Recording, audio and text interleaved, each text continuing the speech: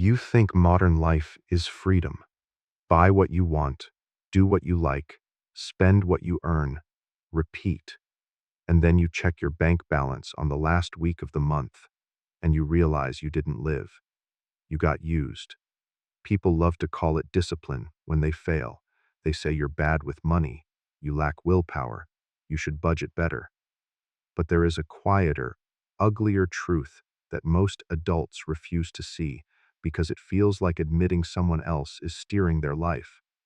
You are in a consumption machine. It doesn't need you to be stupid. It only needs you to be emotional.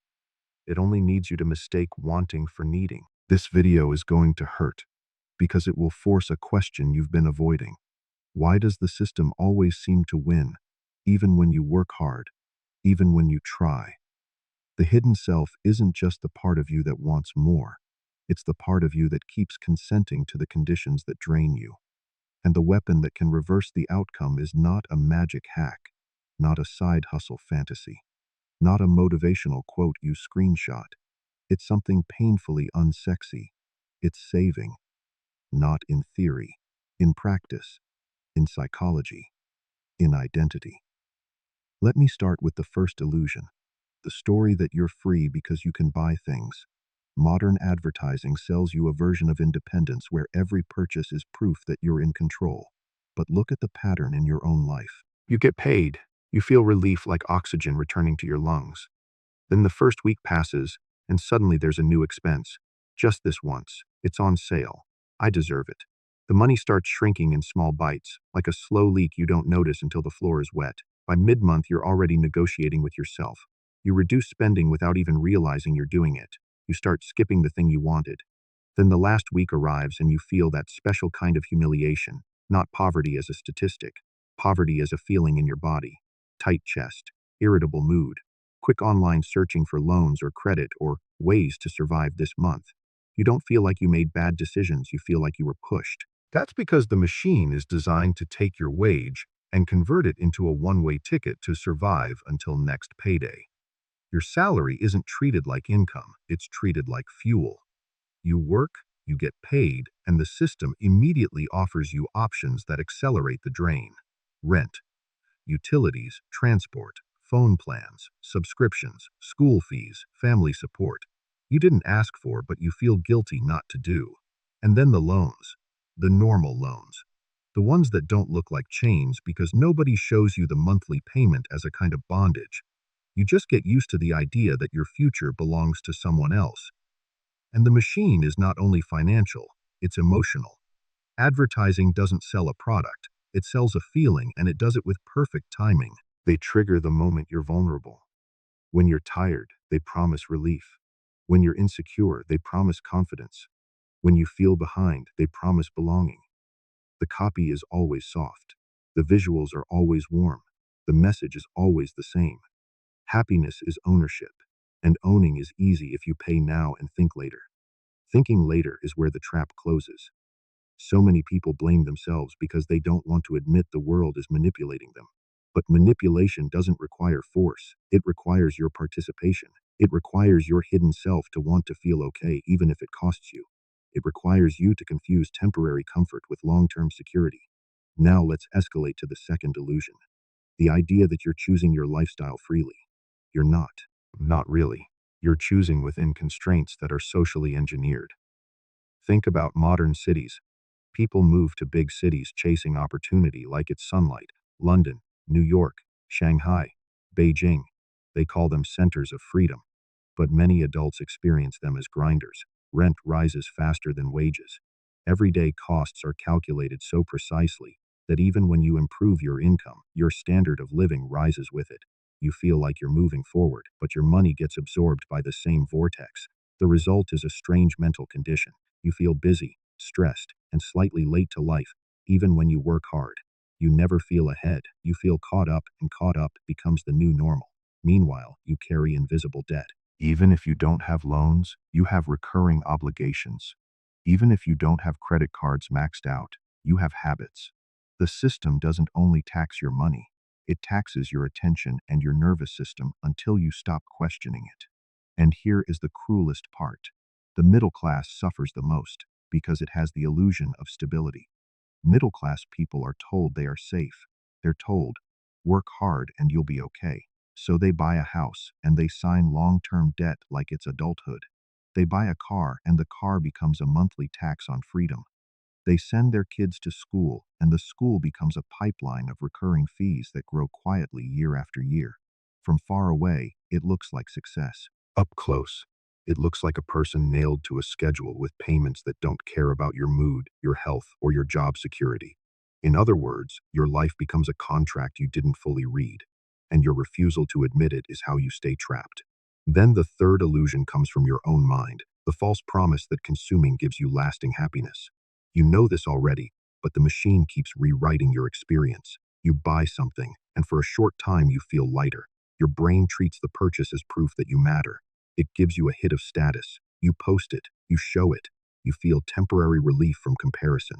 Then the excitement fades, and reality returns like a cold wave. The new object loses its novelty, the bill remains, and you feel that quiet emptiness that demands another purchase.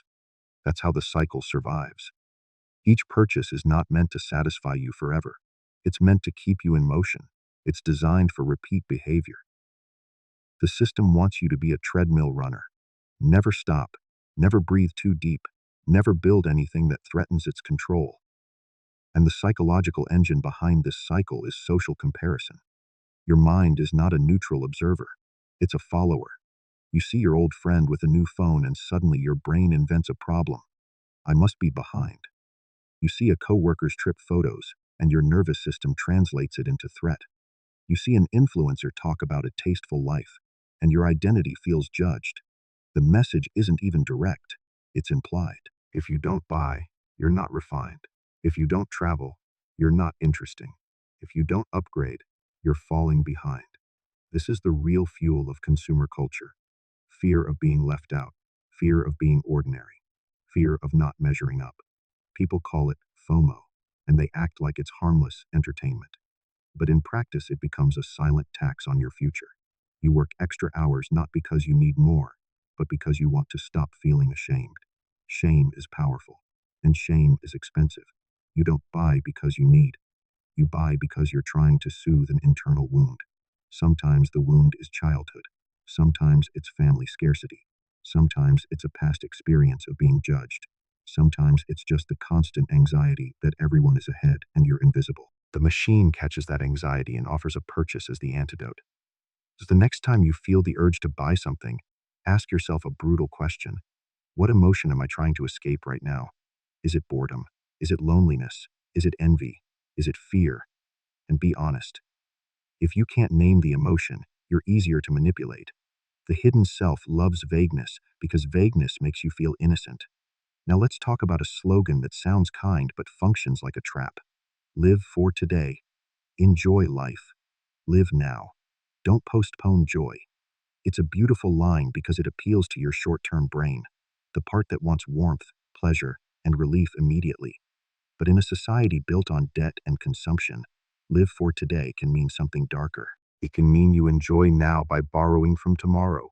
It can mean you trade future stability for a present mood. It can mean you feel alive today because you're sprinting toward collapse. Here is what that slogan hides. It hides the reality that many adults cannot truly live for today because they don't have a foundation. No savings, no emergency buffer, no ability to handle an illness without panic, no flexibility if the job changes, no permission to rest. Try this thought experiment. Imagine you lose income suddenly, a car breaks down, you get sick, your company cuts staff, a family member needs help. Without savings, live for today becomes suffer today and pray for tomorrow. Without savings, a nice day is not freedom. It's a temporary illusion that disappears the moment life gets complicated. And life always gets complicated. This is where the consumer culture battle reveals its core mechanism. It is just that prices are rising. It's that your ability to recover from shocks is shrinking. Inflation attacks your savings through time. Debt attacks your future through contracts. Ads attack your decisions through emotion.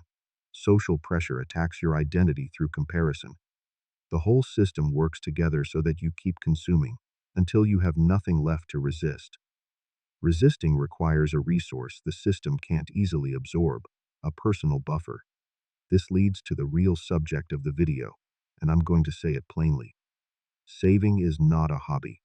Saving is not being cheap. Saving is a strategy for reclaiming agency from a world that designed you to be reactive. Saving is a shield, a quiet shield. You might have heard saving is for emergencies, but don't reduce it to fear. Saving creates options, and options are the beginning of freedom. Picture a person who has only a small amount saved, like 20 million to 30 million in their local currency. It's not a fortune, it's not rich, it's just enough to handle a shock without going into panic. A car repair appears. An unexpected medical bill arrives. The roof needs fixing. Or your income slows for a month. If you have savings, you don't need to beg. You don't need to sell your labor under disgusting conditions immediately. You don't need to accept any job offer just to survive. Instead, you can choose. You can negotiate. You can wait. You can breathe. You can assess. You can decide what you truly need. That calm is not a luxury. In a world of volatility, calm is a weapon. When you don't have savings, you become predictable to the system. The system knows you can't say no. It knows you will accept bad terms because you're desperate. It knows you will take overtime until you break because the alternative feels impossible. It knows you will stay in relationships that drain you because you can't afford independence. It knows you will tolerate humiliation at work because you can't risk unemployment. The system doesn't need to threaten you. It just needs to keep you financially cornered. Saving breaks that corner. This is why saving is psychological, not merely financial. Money on your bank app is not only numbers, it is time. It is the time between an event and your panic response. It is the space where your dignity can survive. Without that space, your life becomes a chain reaction. Now let's make it painfully practical, because motivation doesn't change behavior. Only structure does. First principle, stop spending on autopilot. Not forever, not with punishment, with awareness. Every time you feel the urge to buy, pause and ask yourself whether you're meeting a need or obeying an emotion. Needs are quiet, they are specific. They make your life better in a measurable way. Emotions are loud, they demand relief, they promise status. They say, if you buy this, you'll finally feel okay. When you start asking this question, you'll catch patterns. You'll notice you buy most intensely when you're stressed, not when you're happy. You'll notice you buy after scrolling. You'll notice you buy when you feel lonely.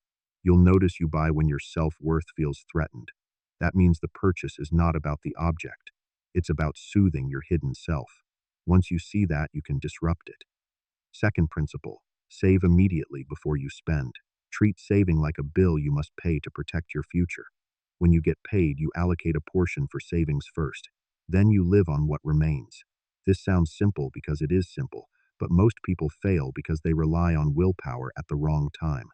Willpower works poorly when your emotions are hot. If you delay saving until the end of the month, you're letting your future self beg your present self for money, and your present self is always hungry. So you switch the order. Saving first turns it from a leftover into a priority. Priority behavior changes identity. You start to see yourself as someone who protects your future, not someone who survives by luck. Third principle, avoid bad debt. There is debt that can be reasonable, but the category that destroys people is consumer debt. Debt used to buy things that don't increase your income potential, don't reduce your costs, and don't build long-term value. If you borrow money to buy a shiny upgrade, you are selling your future cash flow for a temporary emotion. Let's be clear. Credit offers you relief now and collects interest later. That later can become forever. Many adults don't get trapped by a single purchase. They get trapped by the habit of rolling payments, extending terms, using one debt to cover another. You don't notice when your future collapses because it happens slowly. Like how mold doesn't appear overnight, but once it spreads, it ruins everything. Bad debt is a chain made of monthly payments, and the more you have, the smaller your breathing room becomes. Fourth principle, make savings a fixed habit, not a mood. You're not trying to be good with money for 1 month. You are trying to build a self that behaves differently every month. Every month you save, you practice a new identity. The identity is not, I'm poor and I must tighten my belt. The identity is, I protect myself. I build options. I create freedom. And yes, There is a deeper layer here. Savings is not only protection from financial disaster, it's also protection from psychological collapse. When you're emotionally overwhelmed, you become more impulsive. You buy to escape. You stay in unhealthy situations because leaving feels too risky. You accept disrespect because you have no backup plan. Savings gives you backup. Think about it this way. Freedom is not a dramatic concept. It's your ability to walk away. With savings, you can tolerate bad conditions for less time. You can choose a different job. You can negotiate work terms. You can reduce overtime. You can say no without imagining immediate ruin. You can leave a relationship that drains you mentally and physically. You can take a break. You can heal. You can rebuild.